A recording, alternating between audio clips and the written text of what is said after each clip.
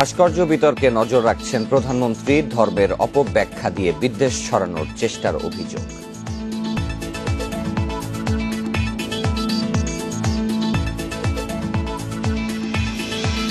আজ স্বৈরাচার পতন দিবস। গণ আন্দোলনে পদত্যাগে বাধ্য হন স্বৈরশাসক এরশাদ, ফেরে গণতন্ত্র।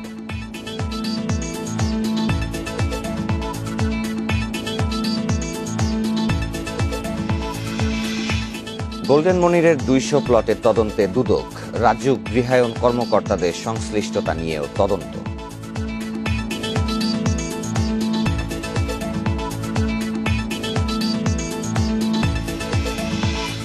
করোনার কারণে অর্থ বছরের ৪ মাসে আমদানি কমেছে ১৩ ভাগ। পোশাক রপ্তানিতেও ফের ধাক্কা।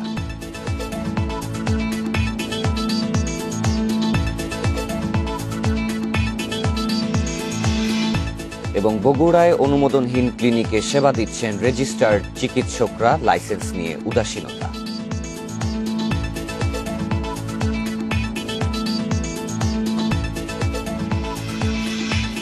ইন্ডিপেন্ডেন্ট সংবাদে স্বাগত, সাথে আছি সাফাবিল ফরিদ।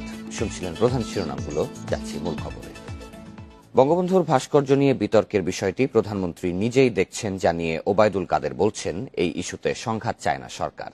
আর আগামী এক সপ্তাহের মধ্যে এ সমস্যার সুরাহা হবে বলে জানিয়েছেন ধর্ম প্রতিমন্ত্রী। এদিকে ভাস্কর্য বিরোধীদের বিচার চেয়ে নানা কর্মসূচি পালন করছে নানা রাজনৈতিক ও সাংস্কৃতিক সংগঠন। তারা বলছে, এ প্রশ্নে ইসলামের অপব্যাখ্যা দিয়ে বিদ্বেষ ছড়ানোর চেষ্টা চলছে।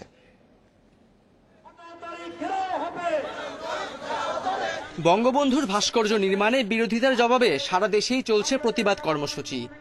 শনিবার বঙ্গবন্ধু এভিনিউতে প্রতিবাদ সমাবেশ করে আওয়ামী লীগের নানা অঙ্গ ও সহযোগী সংগঠন।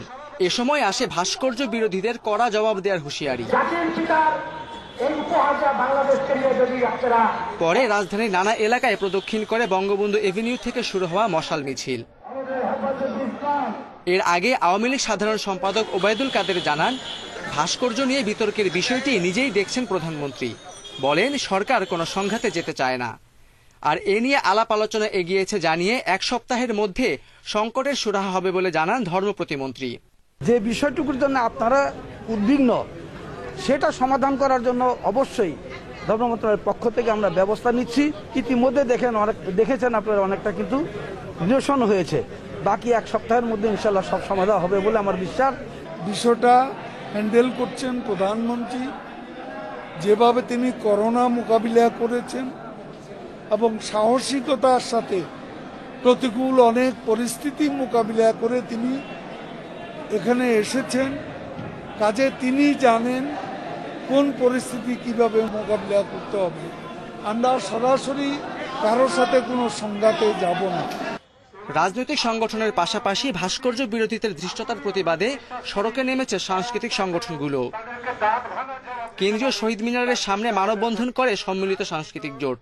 বঙ্গবন্ধুর ভাস্কর্য নিয়ে মনগড়া ব্যাখ্যা মুক্তিযুদ্ধের চেতনা ও সংস্কৃতির প্রতি চ্যালেঞ্জ বলে মনে করেন তারা।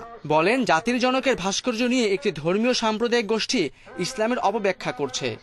যখন পুরো জাতি বঙ্গবন্ধুর জন্মশতবর্ষ উদযাপন করছে এবং স্বাধীনতার সুবর্ণ জয়ন্তী পালনের প্রস্তুতি গ্রহণ করছে, সেই সময় যে মহান নেতার নেতৃত্বে এই বাংলাদেশ স্বাধীন হয়েছে, সে জাতিপিতা বঙ্গবন্ধুর ভাস্কর্য নির্মাণে আপত্তি এবং ঔদ্ধত্যপূর্ণ বক্তব্য প্রদান কোনো অবস্থাতেই গ্রহণযোগ্য নয় এবং এটির উদ্দেশ্য যে রাজনৈতিক, এটি স্পষ্ট।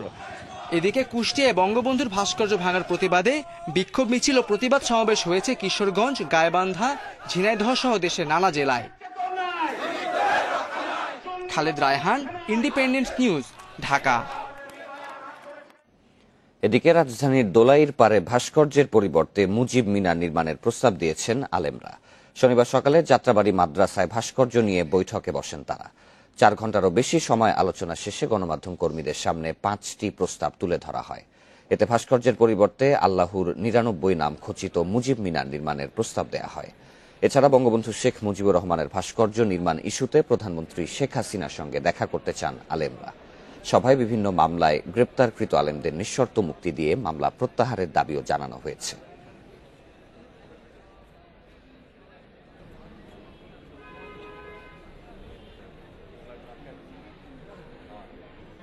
এদিকে কুষ্টিয়ায় বঙ্গবন্ধুর ভেঙে দেয়া ভাস্কর্যের সামনে ফাঁকা গুলি ছোড়া হয়েছে। স্থানীয়রা বলছেন, শনিবার সন্ধ্যায় 5 রাস্তা মোড়ে ভাস্কর্যটির সামনে এসে মাইক্রোবাস থেকে ফাঁকা গুলি ছোড়ে কয়েকজন, তারপর দ্রুত পালিয়ে যায় সেখান থেকে। এ ঘটনায় শহর জুড়ে দেখা দেয় উত্তেজনা। রাতেই ঘটনাস্থল পরিদর্শন করেছেন খুলনা বিভাগের অতিরিক্ত ডিআইজি একেএম নাহিদুল ইসলাম। এর আগে শুক্রবার রাতে ভাস্কর্যটির কিছু অংশ ভেঙে দেয়া হয়। সকালে নির্মাণ শ্রমিকরা কাজে গিয়ে তা দেখতে পান। এর সিসিটিভি ফুটেজ নিয়েছে পুলিশ। এখন তা পর্যালোচনা করে দেখা হচ্ছে। চলছে জড়িতদের গ্রেপ্তারে অভিযান। এ ঘটনার প্রতিবাদে বঙ্গবন্ধুর ভাস্কর্যের পাদদেশে সমাবেশ করেছে নানা সংগঠন। 13ই নভেম্বর কুষ্টিয়া পৌরসভার অর্থায়নে শুরু হয় ভাস্কর্য নির্মাণ। এর কাজ শেষ পর্যায়ে ছিল।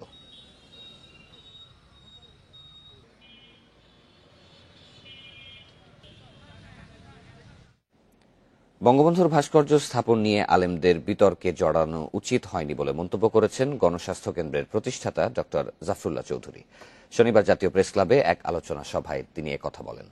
জাতীয় গণতান্ত্রিক পার্টি জাকপা আয়োজিত আলোচনা সভায় ডক্টর জাফরুল্লাহ চৌধুরী ভাস্কর্য ও মূর্তি ইস্যুতে দেশের চলমান বিতর্ক নিয়ে আলেমদের অযথা বিতর্কে না জড়িয়ে গণতন্ত্রের আন্দোলনে আসার পরামর্শ দেন। তিনি বলেন, দেশে গণতন্ত্র নেই, দ্রব্যমূল্য কমছে না, অথচ কিছু টাকা পেয়ে সরকারের কথায় নাচছে একদল। ভাস্কর্যের বিরোধিতা না করে মাদ্রাসায় শিশু বলাৎকার নিয়ে সোচ্চার হতে আলেমদের প্রতি আহ্বান জানান জাফরুল্লাহ চৌধুরী। তিনি বলেন, আলেমগণ শ্রদ্ধেয়, তাদের সব বিতর্কে জড়ানো উচিত নয়। মাদ্রাসায় কেন বলাৎকার হয়, কিভাবে তা বন্ধ করা যায়, তা নিয়ে আলেমদের ভূমিকা রাখা উচিত বলে মন্তব্য করেন তিনি। এইসব অবস্থা আজকে তার ফলে কোনোদিন আপনার এইসব বিচার হবে কিনা, তবে বিচার হতে আমি অনুরোধ করেছি আপনারা এইসব বিতর্কে যাবেন না, এতে ইসলামের ক্ষতি হয়। আলেমগণ, আপনাদের একটা বড় দায়িত্ব, আপনারা শ্রদ্ধেয় ব্যক্তি, আপনাদের নামে, মাদ্রাসার শিক্ষকের নামে, ইমামদের নামে যৌন নিপীড়ন বলাৎকারের প্রশ্ন কেন আসবে?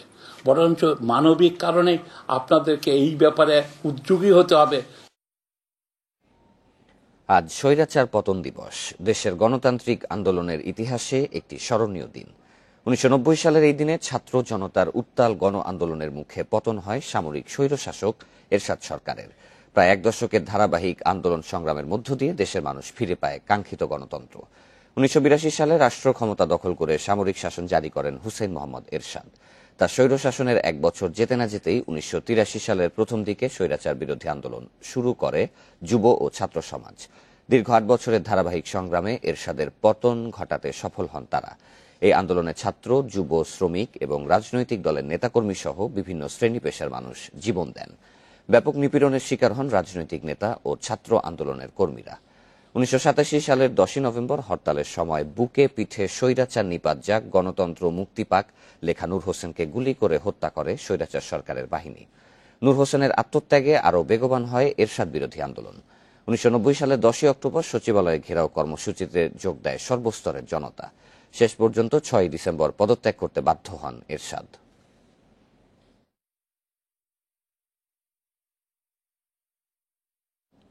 রাজধানীর বিভিন্ন এলাকায় গোল্ডেন মনির কি করে 200 প্লট বরাদ্দ পেল তা খতিয়ে দেখছে দুর্নীতি দমন কমিশন দুদক। এ বিষয়ে রাজুক ও গৃহায়ন অধিদপ্তরের কোন কোন কর্মকর্তা জড়িত তাও খতিয়ে দেখা হচ্ছে। কারণ সংশ্লিষ্টতার প্রমাণ পাওয়া গেলেই অবৈধ সম্পদ, অর্থ পাচার বা ক্ষমতার অপব্যবহারের অভিযোগে মামলা করবে দুদক। রাজধানীতে একচিলতে জমির মালিক হওয়া অনেক নাগরিকের সারা জীবনের স্বপ্ন। সেখানে রাজধানী জুড়ে গোল্ডেন মনিরের নামে আছে 200 প্লট, যার অনেকগুলোই বিক্রি করেছেন তিনি। একটি প্লট বরাদ্দ পেতে মন্ত্রণালয়ের উচ্চ পর্যায় থেকে অনুমোদন প্রয়োজন, কিন্তু এক ব্যক্তির নামে কি করে এতগুলো প্লট বরাদ্দ হলো তা নিয়ে বিস্মিত দুদকের অনুসন্ধান দল। এসব প্লট বরাদ্দে কি কি অনিয়ম ও দুর্নীতি হয়েছে তা খতিয়ে দেখতে রাজক, গৃহায়ন ও গণপূর্ত অধিদপ্তরের নথিপত্র তলব করবে দুদক। এরই মধ্যে গণপূর্ত অধিদপ্তরের সাবেক অতিরিক্ত প্রধান প্রকৌশলী প্রদীপ কুমার বসু ও রাজকের পরিচালক শেখ শাইনুল ইসলামকে তলব করা হয়েছে। এটা তো অনুসন্ধানকারীর কর্মকর্তার বিষয়। অনুসন্ধানকারী কর্মকর্তা অনুসন্ধান করে যেভাবে কমিশনের সুপারিশ করবে, সেই সুপারিশের ভিত্তিতে কমিশন সিদ্ধান্ত করা। নানা সময়ে বেশ কিছু অনিয়ম ও দুর্নীতিতে অভিযুক্ত গোল্ডেন মনির, তাই সময় ও খাত অনুযায়ী অনুসন্ধান পরিচালনা করছে দুদক। সমস্ত প্রক্রিয়া শেষ করতে সময় লাগে বিধায় আমরা সকলের কাছে সেইভাবে উপস্থিত হইনি। তবে এই অপরাধগুলো আমাদের নিজস্ব প্রক্রিয়ায় চলমান রয়েছে এবং মামলা নিখুঁতভাবে পরিচালনা এবং দায়ের করার সাথেই আমাদের সময়ের প্রয়োজন হয়। এরই মধ্যে গোল্ডেন মনিরের 650 কোটি টাকার অবৈধ সম্পদের খোঁজ পেয়েছে দুদক। রিশাদ হুদা, ইন্ডিপেন্ডেন্ট নিউজ, ঢাকা। কম দামে বিদেশি মুদ্রা বিক্রি প্রতারণার ফাঁদে ফেলে সর্বশান্ত করার শতাধিক চক্র সক্রিয় রয়েছে দেশজুড়ে। তাদের খপ্পরে পড়ে সর্বস্ব হারাচ্ছেন নানা শ্রেণী পেশার মানুষ। রাজধানীতে এক মাদ্রাসা শিক্ষক ইমামের প্রায় 9 লাখ টাকা লুটে নেওয়ার ঘটনায় 10 জনের একটি চক্র গ্রেপ্তারের পর এসব তথ্য জানাচ্ছে ডিবি। রাজধানীর রামপুরার একটি মাদ্রাসা থেকে বের হওয়ার পর অপরিচিত ব্যক্তির সঙ্গে দেখা ইমাম সাহেবের। রিকশা চালক পরিচয় দেয়া ওই ব্যক্তি একটি সৌদি রিয়াল দেখিয়ে তা ভাঙিয়ে দেওয়ার অনুরোধ করেন। জোর অনুরোধের পর রিয়ালটি ভাঙিয়েও দেন তিনি। কিছুদিন পর আবারও ফোন দিয়ে রিকশা চালক পরিচয় দেওয়া সেই ব্যক্তি ইমাম সাহেবকে জানান সৌদি প্রবাসী এক ব্যক্তির 20 লাখ টাকার মুদ্রা আছে তার কাছে, যা মাত্র 5 লাখ টাকায় বিক্রি করতে চাইছে। লোভে পড়ে রাজি হয়ে মুদ্রাগুলো কিনে নেন ওই মাদ্রাসা শিক্ষক। কিছুদূর গেলেই ডিবি পরিচয়ে উঠিয়ে নেওয়া হয় তাকে। এরপর বিভিন্ন জায়গায় ঘুরিয়ে তার ব্যাংক অ্যাকাউন্ট থেকে তুলে নেওয়া হয় আরো 4,30,000 টাকা। মোট তারা এই 4,30,000 নিয়েছে, আর আগের প্রথম গ্রুপ নিয়েছে হলো 5 লক্ষ, মোট 9,30,000 টাকা। এভাবে তারা প্রতারণা করে এবং এক ধরনের ভয়ভীতি দেখে নিয়ে যায়। অভিযোগ পাওয়ার পর 2.5 মাস তদন্ত শেষে এক চক্রের সন্ধান পায় ডিবি লালবাগ বিভাগ। যাত্রাবাড়িতে অভিযান চালিয়ে গ্রেপ্তার করা হয় চক্রের 10 সদস্যকে। ডিবি জানাচ্ছে চক্রটি 2 ভাগে ভাগ হয়ে কাজটি করে। প্রথমে আনিসুর রহমান বাবু রিকশা চালক সেজে মুদ্রা বিক্রি করিয়ে কমিশন দিয়ে সম্পর্ক তৈরি করে। পরে আবুল কালাম হেমায়েতকে দিয়ে জাল মুদ্রা বিক্রি করে। ক্রেতা মুদ্রা কিনে ফিরতে গেলেই ডিবি সেজে আটক করে মহসিন সেন্টু সুলতান। গাড়িতে উঠিয়ে বিভিন্ন জায়গায় ঘুরিয়ে টাকা লুটে নেয় শাহিন, জুয়েল, মোহাব্বত ও কাইয়ুম। এই গ্রুপের সদস্যদের নামে একাধিক মামলা রয়েছে। এরা যেটা করে, কোর্টে আমরা প্রেরণ করার পরে 2 দিন পরে জামিন নেয়। জামিন নিয়ে তারা আবার সেই পূর্ববর্তী অপরাধে ফেরত যায়। গোয়েন্দারা বলছেন সারা দেশে এমন শতাধিক চক্র সক্রিয়, যারা প্রতিদিনই কাউকে না কাউকে প্রতারণার জালে ফেলে টাকা হাতিয়ে নিচ্ছে। শতাধিক গ্রুপ রয়েছে যারা পুরো বাংলাদেশে ছড়িয়ে ছিটিয়ে কাজ করছে। প্রতিদিনই কোনো না কোনো মানুষ প্রতারিত হচ্ছে, কিন্তু শুধুমাত্র সচেতনতার অভাবে মানুষ এবং লোভের বশবর্তী হয়ে মানুষ এই প্রতারণার শিকার হচ্ছে। এমন প্রতারণা থেকে বাঁচতে কম দামে বিদেশি মুদ্রা কেনার প্রস্তাবে সাড়া না দেওয়ার পরামর্শ গোয়েন্দা পুলিশের। Masudur Rahman, independent News, Dhaka. প্রথম ধাপে ভাসানচরে আসা রোহিঙ্গারা মিয়ানমারে ফিরে যাবার আগ পর্যন্ত সেখানেই থাকতে চান। সেই সাথে যত দ্রুত সম্ভব রোজগারমূলক কাজে যুক্ত হতে চান তারা। ভোটটা অন্য সাধারণ শীতের মতোই, কিন্তু ভাসানচরের এই অস্থায়ী বাসিন্দাদের কাছে এর আবেদনটাই ভিন্ন। নতুন ঠিকানায় প্রথম দিনের শুরু, হাজারো প্রশ্ন, হাজারো প্রত্যাশা, যেমনটা জানাচ্ছিলেন এই 4 সন্তানের বাবা মা। তো একটু ভালো লাগছে আর কি, যেমনটা জানাচ্ছিলেন এই 4 সন্তানের বাবা মা। তো একটু ভালো লাগছে আর কি, আরো যদি মনে করো তাকি যাইলে তোর আলম পরিবার যদি হয় আরো ভালো লাগবো। সরকার বললে এখন শিক্ষা করাইবো, লেখাপড়া করাইবো, চৌরি করে যারা চৌরি দিব, যাতু জিয়াং করতে মানে ইয়াং করে নিরাপত্তা রাখি। রহিমের সঙ্গে একমত ভাসানচরে আসা বাকি রোহিঙ্গারাও। কক্সবাজার আশ্রয় শিবিরে ভাসানচর সম্পর্কে অনেকেই এখনো ভ্রান্ত ধারণা নিয়ে বসে আছে জানালেন তারা। ওখানে নিয়ে যায়া মানে কষ্ট দেবে। এখানে তো আমরা অনেকে রোহিঙ্গারা বলতো এরকম কথা, আমরা তো মিটিং এ শুনেছি আমরা আমাদেরকে এখানে নিরাপত্তা দেবে। দ্বীপের মধ্যে আমরা ওইটা দেখছি যে একদম পাকা রোড, এই পাকা ঘরবাড়ি। রোববার ভাসানচরের রোহিঙ্গাদের জন্য রেশন পদ্ধতি চালু করবে শরণার্থী ত্রাণ ও প্রত্যাবাসন কমিশন। শুধু তাই নয়, এখানে যারা থাকছেন তারা চাইলেই কক্সবাজার আশ্রয় শিবিরে গিয়ে দেখা করতে পারবেন তাদের পরিবারের অন্য সদস্যদের সঙ্গে। তাদের মালামাল তাদের কাছে পৌঁছে দিয়েছি। আমরা আশা করা যায় আজকে বা কালকের মধ্যে ফুড কার্ড দিয়ে দিব। আমাদের এনাফ খাদ্য আছে, আমরা প্যাকেজ করেছি। তাদেরকে আমরা আগামীকাল থেকে খাদ্য বিতরণ করব। তারা নিজেদের রান্না নিজেরা শুরু করবে। 13,000 একর আয়তনের এ দ্বীপে 1 লাখ রোহিঙ্গার আর্থসামাজিক উন্নয়নে নানা ব্যবস্থা করেছে সরকার। আর সেই সুযোগ নিতে আগ্রহী রোহিঙ্গাদের প্রথম দলটি এখানে আসে শুক্রবার, যারা সংখ্যায় 1642 জন। ক্ষেত কলা করতে চাই আর মাছটা চাই হাইতে চাই, এগুলা যদি সুবিধা যদি আর যদি সুবিধা দিয়ে দেয় আর অনেক খুশি হবে। ঘর ভালো, ঘর হলে ভাঙাচোরা ভালো ঘর। ভাষার জলে রোহিঙ্গাদের নিরাপত্তা নিশ্চিতে কাজ করছে পুলিশ, আনসার, নৌবাহিনী ও কোস্টগার্ড। এই আশ্রয় প্রকল্পে 120টি গুচ্ছগ্রাম বা ক্লাস্টার হাউস আছে। তার মধ্যে প্রথম দলটি থাকছে মাত্র 4টিতে। রোহিঙ্গাদের এই দলটির খাদ্য, বাসস্থান, শিক্ষা এবং স্বাস্থ্যসেবা নিশ্চিত করা হচ্ছে। তবে এখানকার মূল চ্যালেঞ্জ হবে এই দলটিকে আর্থসামাজিক উন্নয়নের সাথে যুক্ত করাটাই। করোনা পরীক্ষার পিসিআর ল্যাব নেই এমন জেলাগুলোর মধ্যে প্রথম ধাপে 10 জেলায় শনিবার থেকে শুরু হয়েছে করোনার র্যাপিড অ্যান্টিজেন টেস্ট। দ্রুত সময় নমুনা পরীক্ষার ফল পেতে এই উদ্যোগ নিয়েছে সরকার। এরই মধ্যে কাজের সঙ্গে জড়িতদের প্রশিক্ষণ দিয়েছে আইইডিসিআর। আগে করোনা টেস্টের ব্যবস্থা না থাকায় ভোগান্তি পোহাতে হলেও অ্যান্টিজেন পরীক্ষা শুরু হওয়ায় খুশি সাধারণ মানুষ।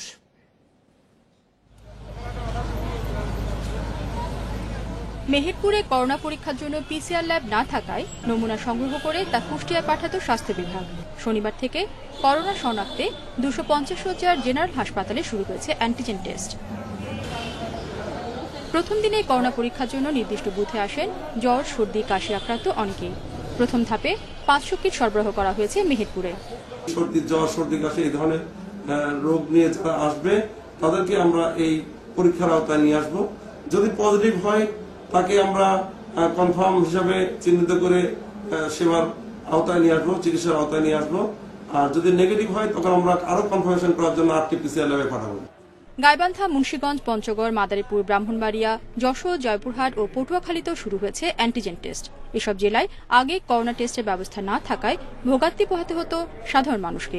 অ্যান্টিজেন পরীক্ষা শুরু হওয়ায় কম সময়ে সহজেই করোনা সংক্রমণের বিষয়ে জানতে পারবেন তারা। যারা টেস্ট করছে তারা 1 সপ্তাহ 15 দিন ঘুরে রেজাল্ট নিয়েছে, আর আমরা সাথে সাথে রেজাল্ট পাইতেছি। আর সেই বরিশাল, ঢাকা আমাদের পাঠানোর দরকার নাই, আমরা এখানেই বসে রিপোর্ট দিতে পারবো। সিলেটে এবছরের এপ্রিল থেকে পিসিআর এর নমুনা পরীক্ষার ব্যবস্থা করা হয়। এর সাথে যুক্ত হল অ্যান্টিজেন টেস্টও। ওসমানী মেডিকেল কলেজের তত্ত্বাবধানে এই টেস্ট করাবেন আইইডিসিআর থেকে প্রশিক্ষণপ্রাপ্ত প্যাথোলজিস্টরা। অ্যান্টিজেন টেস্টের আগে আমরা ট্রায়ালও করেছি, আমাদেরকে কিছু টেস্ট কিট দেওয়া হয়েছিল এবং তার আলোকে আজকে থেকে শুরু হচ্ছে সেখানে। এবং আমরা বিশ্ববিদ্যালয়ে বিকালেই আমরা 500 কিট পেয়েছি, আর কি টেস্ট কিট পেয়েছি। মাত্র 100 টাকা দিয়ে অ্যান্টিজেন টেস্ট করানো যাবে নির্ধারিত হাসপাতালে। 20 থেকে 30 মিনিটের মধ্যে মিলবে করোনার ফল। রেশমি নন্দী, ইন্ডিপেন্ডেন্ট নিউজ। 12 ডিসেম্বর থেকে শুরু হচ্ছে হাম রুবেলার টিকা দেয়া। করোনার কারণে স্কুল বন্ধ থাকায় এবার 9 মাস থেকে 10 বছরের নিচে শিশুদের এই টিকা দেয়া হবে পাড়া মহল্লায়। আজ থেকে এই কর্মসূচি শুরু হওয়ার কথা থাকলেও স্বাস্থ্য সহকারীদের আন্দোলনের কারণে তা সম্ভব হয়নি। স্বাস্থ্য অধিদপ্তরের আশা এবার তারা টিকাদানে অংশ নেবে। ভাইরাসজনিত রোগ হাম, শিশুরাই এতে আক্রান্ত হয় বেশি। জ্বর, গা ব্যথা, চোখ মুখ ফুলে ওঠা ও র্যাশের মধ্য দিয়ে প্রকাশ পায় এর লক্ষণ। উপসর্গের দিক থেকে রুবেলাও তাই। তবে গর্ভবতীর রুবেলা হলে গর্ভপাত বা অসুস্থ শিশুর জন্ম হতে পারে। 2014 সালের পর দেশে বাড়তে থাকে হাম রুবেলার প্রকোপ। সে বছর থেকেই একসঙ্গে রোগ দুটির টিকা MR দেয়া হচ্ছে। এবছর 5 ডিসেম্বর শুরু হওয়ার কথা থাকলেও স্বাস্থ্য সহকারীদের আন্দোলনে তা শুরু হচ্ছে 12 ডিসেম্বর। 3 সপ্তাহের বদলে কর্মসূচি চলবে 6 সপ্তাহ। মধ্যে 2014 পরে যেটা দেখা গেছে যে আমাদের মাঝে মাঝে হামের প্রাদুর্ভাব দেখা দিচ্ছে, সেটা থেকেও আমরা মুক্ত হতে চাই। এই শিশুদেরকে যদি হাম এবং রুবেলা রোগ থেকে মুক্ত করতে পারি তাহলে আমাদের দেশের শিশু মৃত্যুর হারটা কমবে। হাম ও রুবেলা নির্মূলে সারা দেশে 9 থেকে 10 বছরের নিচে প্রায় 3,40,00,000 শিশুকে দেয়া হবে MR টিকা। স্কুল বন্ধ থাকায় পাড়া মহল্লায় চলবে এই কর্মসূচি। আন্দোলন চললেও স্বাস্থ্য সহকারীরা টিকাদানে অংশ নেবে বলে আশা স্বাস্থ্য অধিদপ্তরের। যারা টিকা গ্রহণ করতে আসবে তাদের যেমন মাস্ক পরে আসতে হবে, এটা যেমন তাদের মাদের মাস্ক পরে আসতে হবে। আর পাশাপাশি যে জিনিসটা আছে, আমার কর্মীদের আমরা স্যানিটাইজার এবং মাস্ক দেবো যাতে তারাও মুক্ত থাকে। আমরা ওয়ার্ড ভিত্তিক যে আমাদের টিকা কেন্দ্র, নির্দিষ্ট টিকা কেন্দ্র ছাড়াও অতিরিক্ত 2টা টিকা কেন্দ্র করব, যাতে একটা ওয়ার্ডকে আমরা যে সংখ্যায় শিশু আছে এদেরকে 3 ভাগ করতে পারি। 3 ভাগ করে 2 সপ্তাহ ওখানে ক্যাম্পেইন করব। এই 2 সপ্তাহ পরে আমরা 2 নম্বর ওয়ার্ডে চলে যাব এবং তারপরে 3 নম্বর ওয়ার্ড। এইভাবে আমাদের 6 সপ্তাহ ব্যাপী চলবে। শিশুদের সংক্রামক রোগজনিত মৃত্যু ও পঙ্গুত্বের হার কমাতে 1979 সাল থেকে হাম আর 2012 সাল থেকে দেয়া হচ্ছে রুবেলার টিকা। 2023 সালের মধ্যে দেশ থেকে হাম রুবেলা দূর করতে চায় সরকার। Hasan Misbah, Independent News, Dhaka. করোনার কারণে ধারাবাহিক কমছে পণ্যের আমদানি। চলতি অর্থবছরের 4 মাসেই আমদানি কমেছে প্রায় 13 ভাগ। অভ্যন্তরীণ বিনিয়োগ ও চাহিদা কমে যাওয়াই এর কারণ বলে মনে করছেন অর্থনীতিবিদরা। তারা বলছেন, এ অবস্থা দীর্ঘায়িত হলে অর্থনীতিতে এর ক্ষতিকর প্রভাব আরও বাড়বে। তাই সংকট মোকাবিলায় প্রণোদনা প্যাকেজ বাস্তবায়নের পাশাপাশি গ্রামীণ অর্থনীতিতে গুরুত্ব দেওয়ার পরামর্শ তাদের। দ্বিতীয় দফায় করোনার প্রভাব বাড়তে শুরু করেছে ইউরোপ, আমেরিকা সহ বিশ্বের বিভিন্ন দেশে। এ অবস্থায় বিশ্ব বাণিজ্যে স্থবিরতা তৈরি হয়, পণ্য আমদানিতেও জটিলতা তৈরি হয়েছে।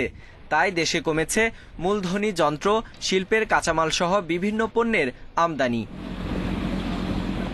বাংলাদেশ ব্যাংকের তথ্য মতে জুলাই থেকে অক্টোবর এই 4 মাসে মোট আমদানির পরিমাণ দাঁড়িয়েছে $1578 কোটি, যা গত বছরের চেয়ে 13% কম। দেশের রপ্তানি খাতের প্রধান পণ্য তৈরির পোশাকের মূল কাঁচামাল তুলার আমদানিও কমেছে 24 ভাগের বেশি। ফলে এর নেতিবাচক প্রভাব পড়েছে রপ্তানি আয়েও। একটা অস্পষ্টতা রয়ে গেছে, কখন কোভিড থেকে বের হয়ে আসবে, কখন অর্থনীতি ঘুরে দাঁড়াবে সেটা কোনো নিশ্চয়তা নাই।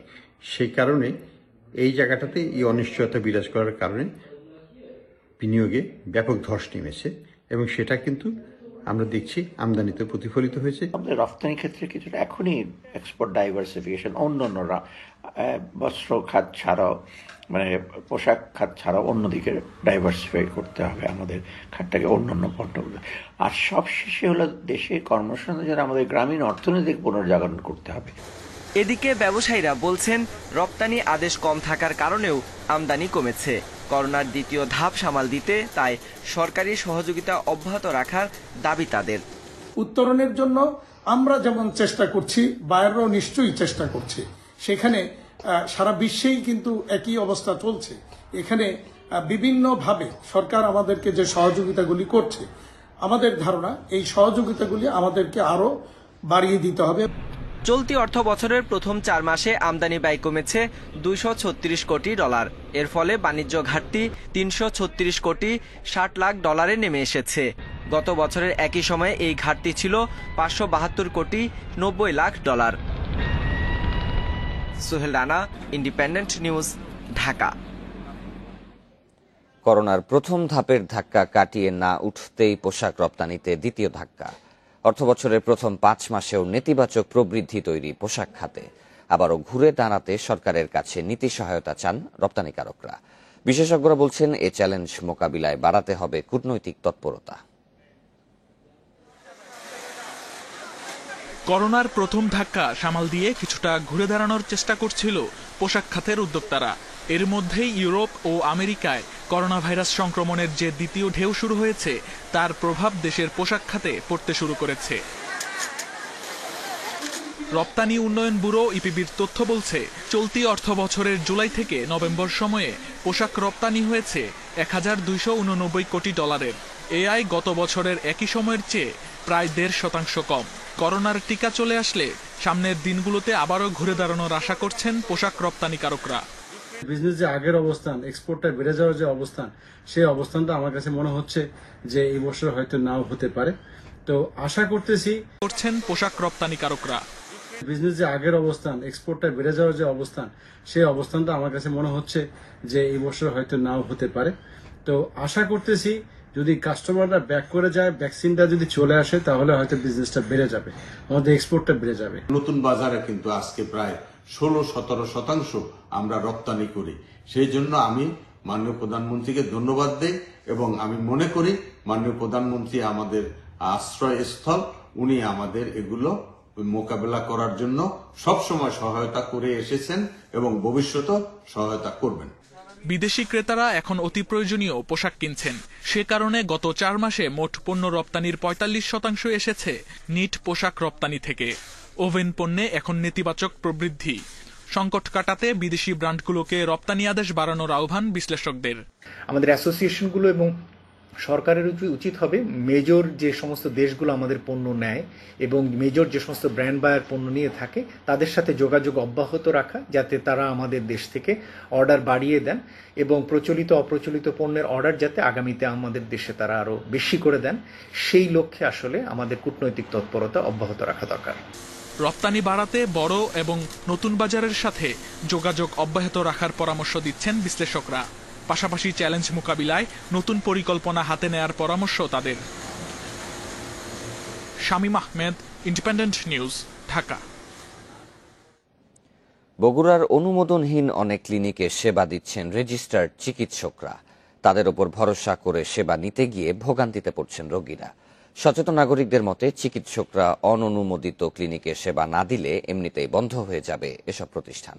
তবে চিকিৎসকরা বলছেন প্রতিষ্ঠানের লাইসেন্স যাচাই করার কাজ প্রশাসনের।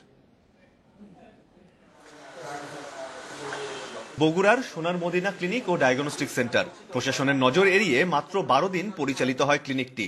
এই 12 দিনে 17টি অস্ত্রোপচার করে তারা। বগুড়ায় এমন আরো অন্তত 150 অনুমোদনহীন ক্লিনিক ও ডায়াগনস্টিক সেন্টার রমরমা ব্যবসা করছে। এসব অবৈধ ক্লিনিকে সেবা দিচ্ছেন রেজিস্টার্ড চিকিৎসকেরা। ওই ক্লিনিকটার নিবন্ধন নাই বা কাগজপত্র নাই, সমস্যা আছে, এটা কিন্তু আসলে এই দিক থেকে আমরা প্রতারিত। যেহেতু ভালো ভালো ডাক্তার সেখানে বসছে, আমরা কি করি সেখানে গিয়ে অনেকভাবেই প্রতারিত হই। সচেতন নাগরিকরা বলছেন চিকিৎসকরা অবৈধ প্রতিষ্ঠান বর্জন করলে এমনিতেই বন্ধ হয়ে যাবে এসব। তবে ক্লিনিকের লাইসেন্স দেখে সেবা দেওয়া কঠিন বলছেন চিকিৎসকরা। তাদের দাবি অবৈধ ক্লিনিক চিহ্নিত করে ব্যবস্থা নেওয়া প্রশাসনের কাজ।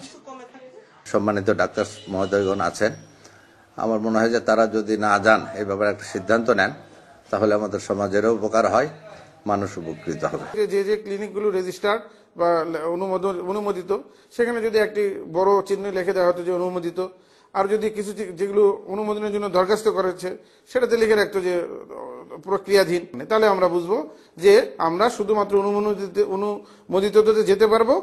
2 মাসে অভিযানে 2টি প্রতিষ্ঠান সিলগালা ও 3টিকে জরিমানা করা হয়। অবৈধ প্রতিষ্ঠানের বিরুদ্ধে অভিযান অব্যাহত থাকবে বলছে সিভিল সার্জন অফিস। কিছু কিছু অনুমোদনহীন, মানহীন এবং সম্পূর্ণভাবে নাম সর্বস্ব কিছু ক্লিনিক এবং তার সঙ্গে ডায়াগনস্টিক সেন্টারের বিরুদ্ধে ব্যবস্থা নেবার জন্য আমরা মাননীয় ডিসি মহোদয় এবং পুলিশ প্রশাসনের কাছ থেকে সাহায্য চেয়েছি। বগুড়ায় অনুমোদিত ক্লিনিক ও ডায়াগনস্টিক সেন্টারের সংখ্যা 262। আমিরুল লতিফ, ইন্ডিপেন্ডেন্ট নিউজ, বগুড়া।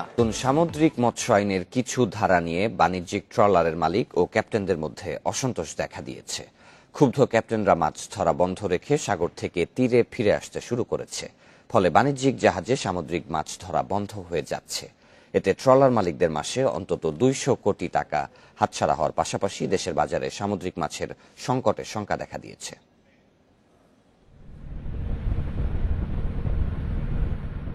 174টি বাণিজ্যিক ট্রলার বঙ্গোপসাগরে এখন মাছ ধরছে। ডিম ছাড়ার সুযোগ সহ সরকারের নানা বিধিনিষেধ ও খারাপ আবহাওয়ার জন্য এমনিতেই বছরে অন্তত 5 মাস মাছ ধরা বন্ধ থাকে।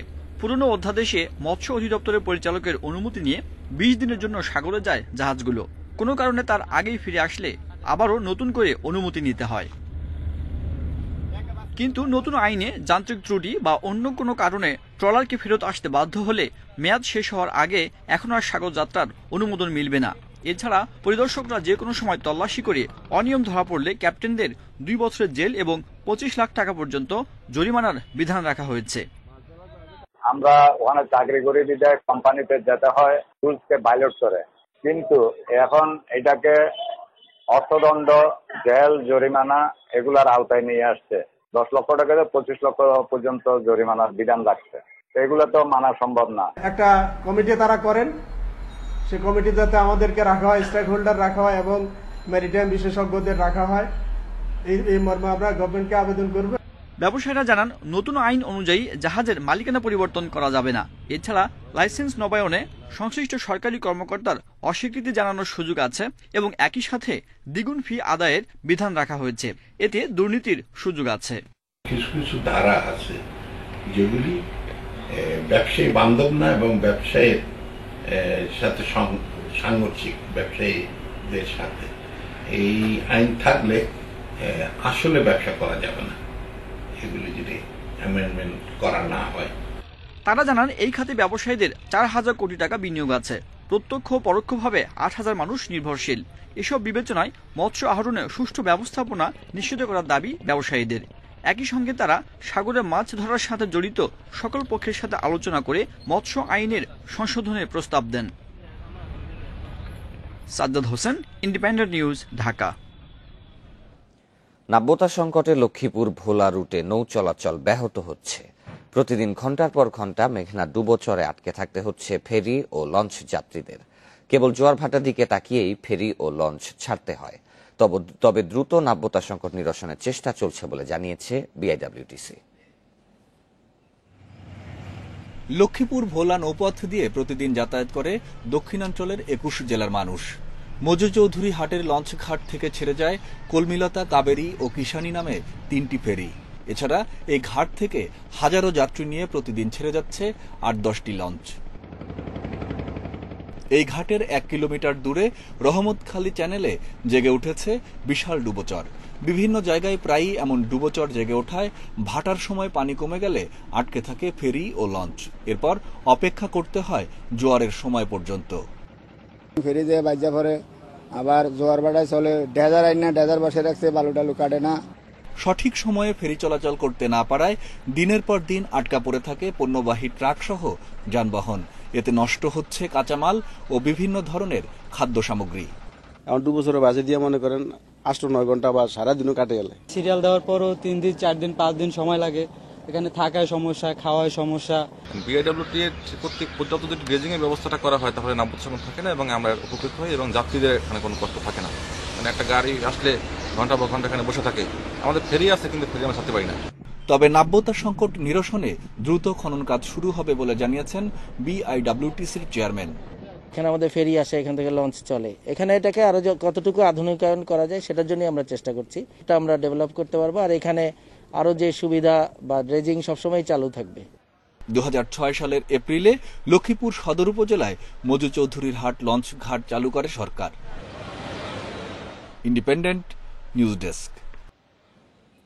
বিশ্বে করোনায় একদিনে আরও 10,000 মানুষের মৃত্যু হয়েছে, শনাক্ত 6,19,000-এর বেশি।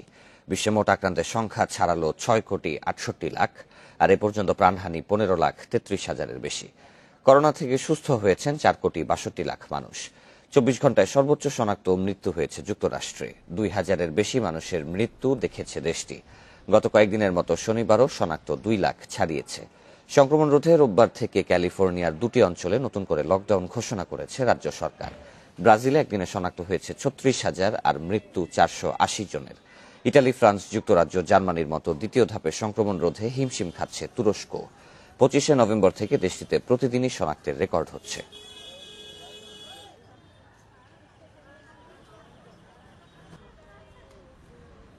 ভারত সরকারের সঙ্গে কৃষকদের পঞ্চম বৈঠকেও কোনো সমাধান হয়নি।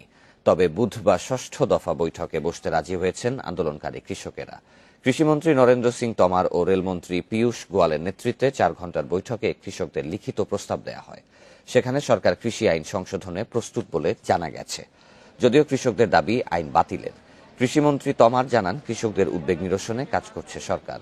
বয়স্ক ও শিশুদের বাড়িতে ফিরে যদিও কৃষকদের দাবি আইন বাতিলের। কৃষিমন্ত্রী তমার জানান, কৃষকদের উদ্বেগ নিরসনে কাজ করছে সরকার। বয়স্ক ও শিশুদের বাড়িতে ফিরে যাওয়ার আহ্বান জানিয়েছেন তিনি। চলতি সপ্তাহে এটি 3য় বৈঠক। কৃষকদের সঙ্গে আলোচনা শুরুর আগে প্রধানমন্ত্রী নরেন্দ্র মোদী উচ্চ পর্যায়ে বৈঠক করেন। এতে উপস্থিত ছিলেন স্বরাষ্ট্রমন্ত্রী অমিত শাহ, প্রতিরক্ষামন্ত্রী রাজনাথ সিং এবং কৃষিমন্ত্রী তমার।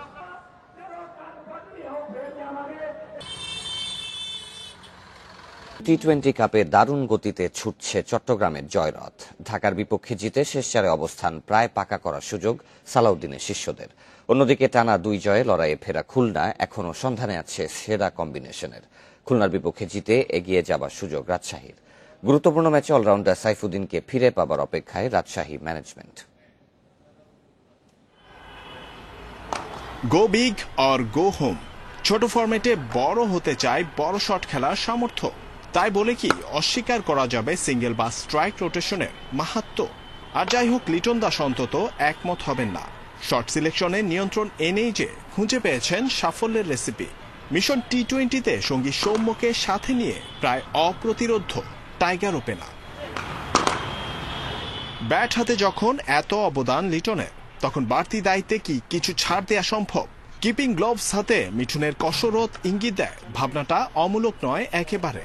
আসলে চট্টগ্রামের সাফল্যের পেছনে বড় রহস্য এটাই, দল হিসেবে খেলতে পারা।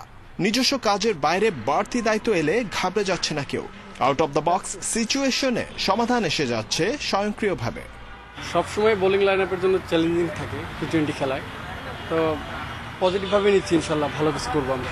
এগ্রেসিভ ভাবটা পজিটিভ ইম্প্যাক্ট ফেলে, আর এটা অভ্যাস আর কি, বোলিং করে আমার অটোমেটিক চলে যায়। সেটা নিয়ে আমার কোনো মানে আগে থেকে কোনো প্ল্যানিং থাকে না। অগ্রজ মুস্তাফিজুর রহমানের সাথে জুটিটা জমেছে বেশ। ফিজ শরীফুল জুটি আসরে এখন পর্যন্ত তুলে নিয়েছে 19 উইকেট। আক্রমণাত্মক ক্রিকেটের বিজ্ঞাপনে দ্বিতীয় মুখোমুখিতে ঢাকাকে হারাতে চায় সালাউদ্দিনের শিষ্যরা। মুস্তাফিজ ভাইয়ের সাথে বোলিং করে খুব এনজয় করতেছি, কারণ উনি সবসময় প্রতি ওভারে যাওয়ার আগে বা বলের আগে ভালো অ্যাডভাইস দিয়ে থাকে, বা ম্যাচের পরে জিজ্ঞাসা করি যে সিচুয়েশন যদি ম্যাচ সিচুয়েশন অনুযায়ী কীভাবে বল করতে হবে, উনি সব কিছু অ্যাডভাইস দেয় সুন্দর করে। বড় নামে ঠাসা খুলনার জন্য বড় সমস্যা ধারাবাহিকতার ঘাটতি। প্রথম 5 ম্যাচে সাকিবের 55 রান বাড়াচ্ছে অপেক্ষা। সেরা কম্বিনেশন খুঁজে নেয়ার ব্যস্ততার মাঝেই আবার সামনে রাজশাহী। প্রথম মুখোমুখিতে খুলনার হার 6 উইকেটে। দ্বিতীয় পর্বের আগে আরো প্রকট সেরা 4-এর জন্য লড়াই। Injury part of the cricket. আমার মনে হয় আমি আগে যেরকম ছিলাম এর থেকে বেটার এখন আগের যে ফিটনেস ছিল এর থেকে আরো ইনক্রিজ হয়েছে। আমার প্রিপারেশনটা ভালোই আছে, যে এখানে আসার পর যে আমাকে প্রিপারেশন নিতে হবে এমন না, বাট আমি বাড়ি থেকে প্রিপারেশন ছিল আমার। দারুণ শুরুর পর টানা 3 ম্যাচ হেরে কক্ষচ্যুত হবার শঙ্কায় রাজশাহী। খুলনার বিপক্ষে বাঁচা মরার ম্যাচে ম্যানেজমেন্টের চোখ সাইফুদ্দিনের ফিটনেসে। জহিরুল ইসলাম, ইন্ডিপেন্ডেন্ট নিউজ, ঢাকা। লা লিগায় বিগ ম্যাচে আত্মঘাতী গোলে জয় পেয়েছে রিয়াল মাদ্রিদ। 1-0 গোলে অ্যাওয়ে ম্যাচে হারিয়েছে সেভিয়াকে। এদিকে ইপিএলে 2-0 গোলে ফুলহ্যামকে হারিয়েছে ম্যানচেস্টার সিটি। 1-1 গোলে ড্র হয়েছে বার্নলি ও এভারটনের ম্যাচে ছন্দ নিয়ে খেলতে পারেনি রিয়াল মাদ্রিদ। ভিনিসিয়াস, বেনজেমা, রদ্রিগোকে নিয়ে অ্যাটাক লাইন সাজান জিদান। বল পজিশন কম থাকলেও 6বার সুযোগ কাজে লাগাতে পারেনি ফরওয়ার্ডরা। অন্যদিকে স্বাগতিক সেভিয়া আধিপত্য দেখালেও ভারানে, ভাস্কুয়েস, মেন্ডির জমাট রক্ষণে গোলের দেখা পায়নি প্রথমার্ধে। দ্বিতীয়ার্ধের শুরুতে বৌনৌর আত্মঘাতী গোলে এগিয়ে যায় গ্যালাক্টিকোস। সেই গোল আর শোধ দিতে পারেনি সেভিয়া। জয় দিয়ে টেবিলের 3-এ উঠে এসেছে লস ব্লাঙ্কোস।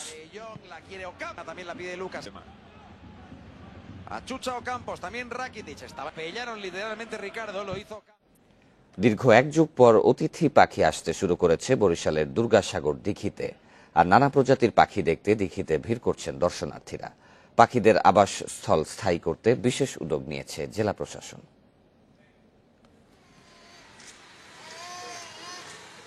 বরিশাল মহানগরী থেকে মাত্র 14 কিলোমিটার দক্ষিণ পশ্চিমে মাধবপাশ এলাকায় ঐতিহ্যবাহী দুর্গাসাগর দিঘিটি। প্রায় 100 বছর ধরে এই দিঘিতে ছিল পাখির আনাগোনা, কিন্তু 2007 সালের নভেম্বরে সিডর আঘাত হানার পর থেকেই আর পাখি দেখা যায় না এই সাগরে। 1 যুগ পর এই শীতে আবার আসতে শুরু করেছে পানকৌড়ি, বালিহাঁস, সরাইল, লালচা, শামুকভাঙা সহ নানা জাতের পাখি। তাদের বিচরণ দেখতে সকাল থেকে সন্ধ্যা পর্যন্ত পাখি দেখতে আসছেন পর্যটকরা। আমরা অনেকদিন পরে এই পাখিগুলা দেখছি, যেগুলো এতদিন এখানে ছিল না।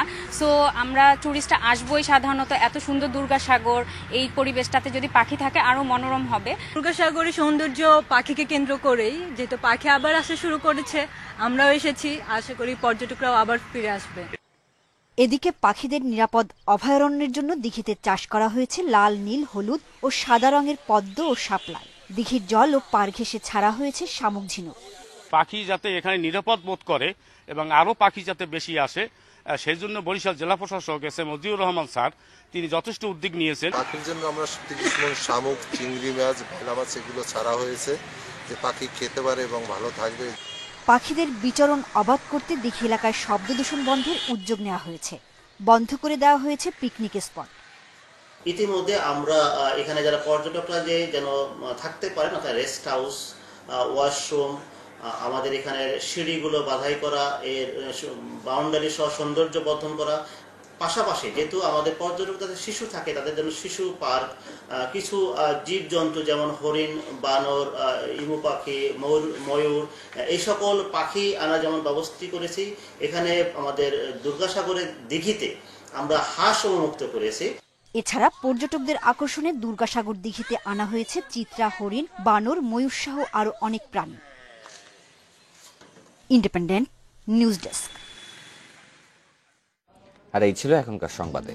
ইন্ডিপেন্ডেন্ট টেলিভিশনের সব খবর আরো বিস্তারিত জানতে চোখ রাখুন ফেসবুক, ইউটিউব এবং টুইটারে। ধন্যবাদ সবাইকে।